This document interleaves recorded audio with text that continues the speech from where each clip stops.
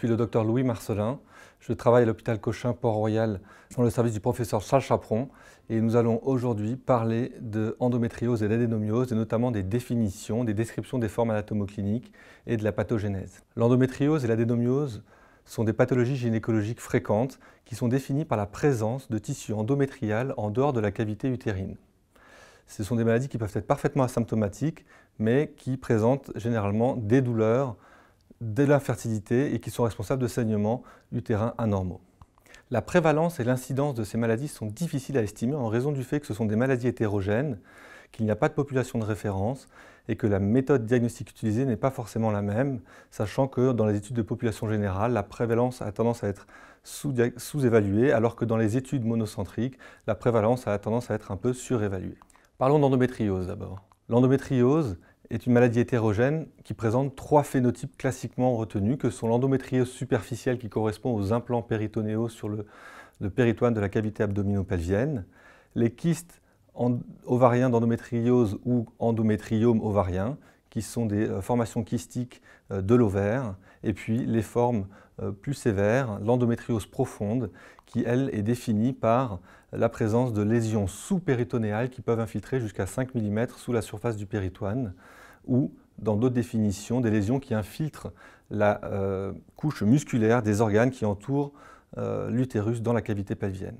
Ces lésions d'endométriose profonde peuvent intéresser les ligaments utérosacrés, le vagin, la vessie, l'intestin, les uretères et plus rarement d'autres organes à distance de la cavité abdominopelvienne. L'épidémiologie de l'endométriose montre que c'est une maladie très fréquente qui touche 10% des femmes en âge de procréer, 30% des femmes infertiles, 30% des femmes avec des douleurs pelviennes et que 75% des femmes qui présentent des algies pelviennes chroniques résistantes aux antalgiques ont de l'endométriose, 70% des adolescentes avec des dysménorrhées. L'endométriose superficielle d'abord est une forme limitée d'endométriose au péritoine. Elle peut être parfois considérée par certains auteurs physiologique ou transitoire, mais des données récentes ont montré que chez les femmes qui présentaient des lésions d'endométriose superficielle, elles avaient des dysménorrhées, des infertilités primaires et des dyspareunies profondes invalidantes.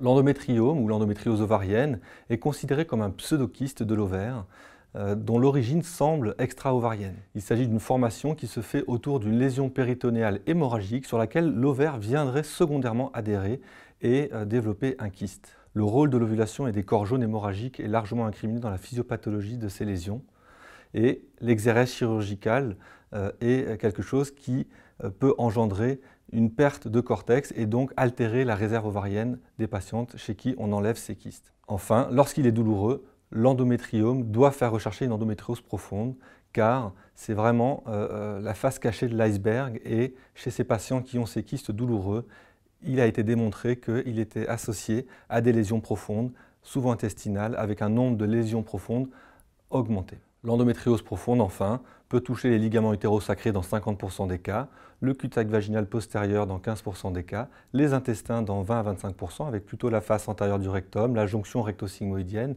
le sigmoïde, parfois le côlon droit, l'appendice et l'iléon terminal, avec parfois aussi des atteintes multifocales digestives. Dans 10% des cas, on retrouve des atteintes vésicales, dans 3% des cas, des atteintes urétérales. Il existe également des localisations diaphragmatiques plus rares.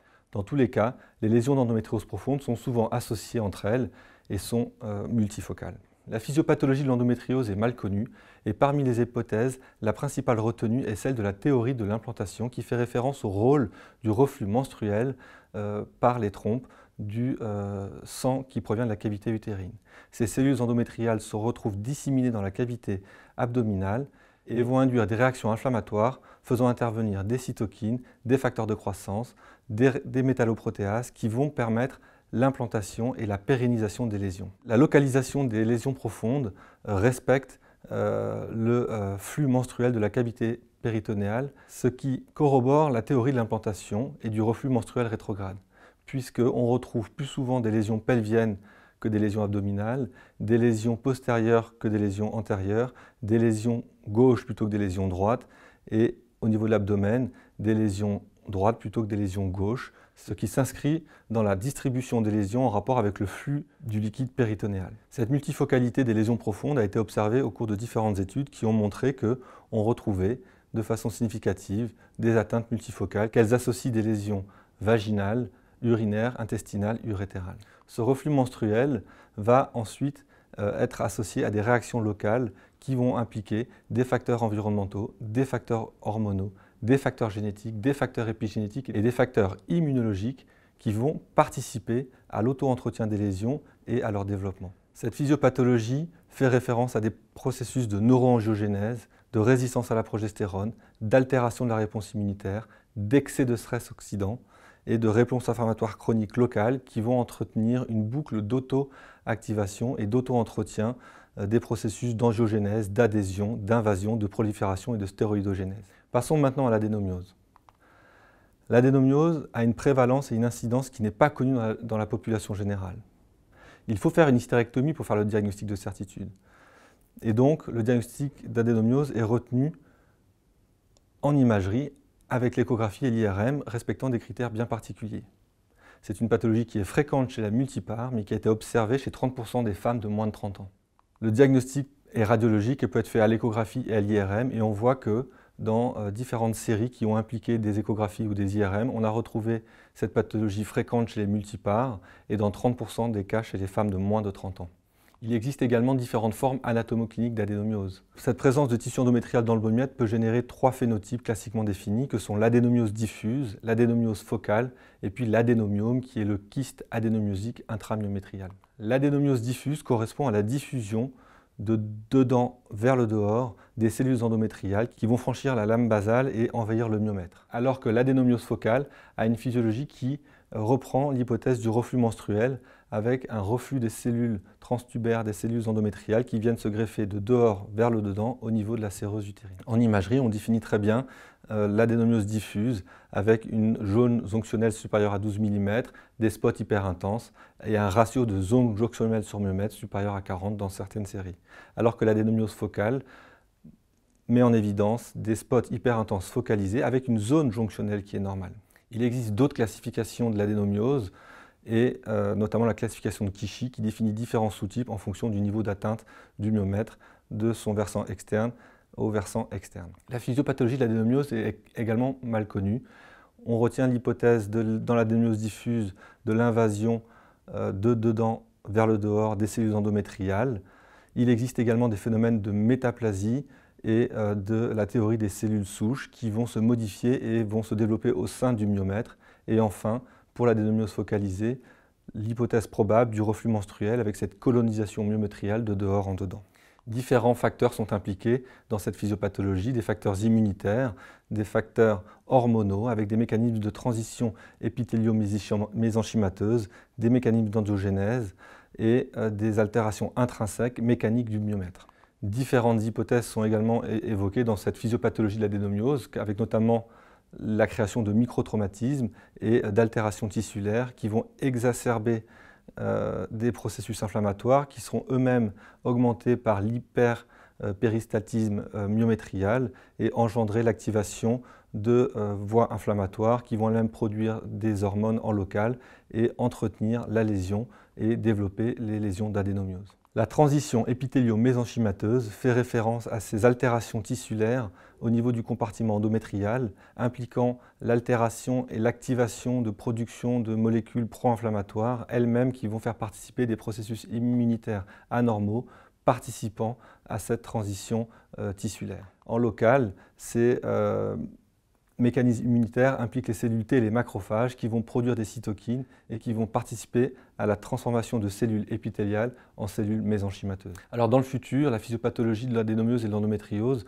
va faire référence à des analyses génétiques et notamment le séquençage de l'exome qui a mis en évidence qu'il y avait au sein de ces lésions d'endométriose des mutations associées à des gènes impliqués dans le cancer. D'ailleurs, d'autres études ont montré que l'endomètre ectopique lui-même était porteur de ces mutations, de ces gènes impliqués dans les processus cancéreux. Et récemment, il a été montré que chez les femmes porteurs d'endométriose ou pas, il y avait dans l'endomètre des mutations qui étaient impliquées dans des processus cancéreux, à se demander si ces mutations à minima sont des événements normaux dans un endomètre qui n'est pas malade. Enfin, l'hypothèse de ces mutations d'endomètre dans l'endométriose font référence à des processus d'inflammation chronique et d'une boucle auto-entretenue entre mutation, endométriose et inflammation chronique. Quels sont maintenant les mécanismes impliqués dans la douleur dans l'endométriose? L'endométriose est une maladie qui est responsable de nombreux symptômes douloureux plus ou moins associés avec des dysménorrhées,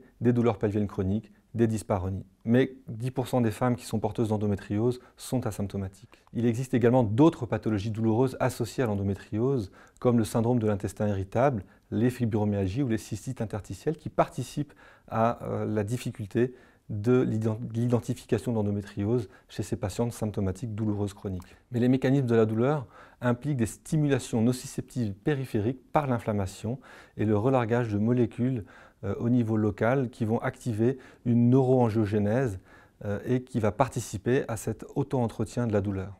Enfin, l'altération des tissus et l'activation périphérique des nerfs et l'altération des nerfs va provoquer une sensibilisation centrale de la douleur avec une diminution des seuils de perception douloureuse en périphérie, une extension des zones de perception douloureuse et finalement des sensations d'hyperalgésie, d'allodynie et de douleurs spontanées qui participent à l'auto-entretien des symptômes. Parlons maintenant d'infertilité, des mécanismes de l'infertilité dans l'endométriose.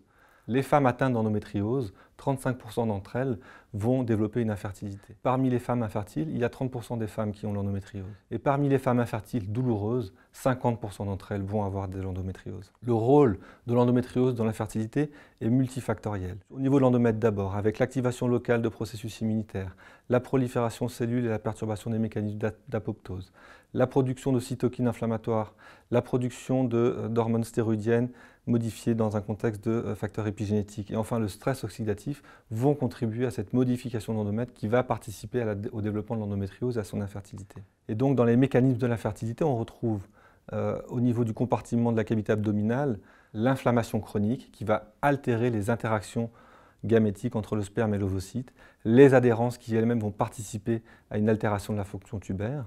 Au niveau des ovaires, il y a une altération de la fonction ovarienne, à la fois sur le plan quantitatif, avec une diminution de la réserve ovarienne, une diminution de la réponse à la stimulation, elle-même impactée par les antécédents chirurgicaux.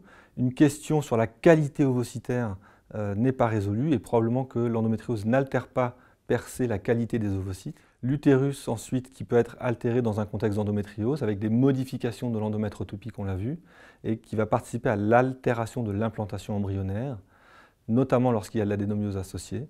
Et enfin, dans des contextes d'endométriose et de rapports sexuels douloureux, eh bien, la fréquence est diminuée liée aux dyspareunies, ce qui participe à l'infertilité des couples chez qui une patiente est atteinte d'endométriose. Pour conclure sur la physiopathologie de l'endométriose et l'adénomiose, ce sont des pathologies qui sont encore énigmatiques, très hétérogènes, qui ont une susceptibilité hormonale, inflammatoire, neurologique. Elle peut être asymptomatique, associée à des douleurs, de l'infertilité et des saignements. L'endométriose présente 3 phénotypes, les superficiels, les kystes ovariens et l'endométriose profonde.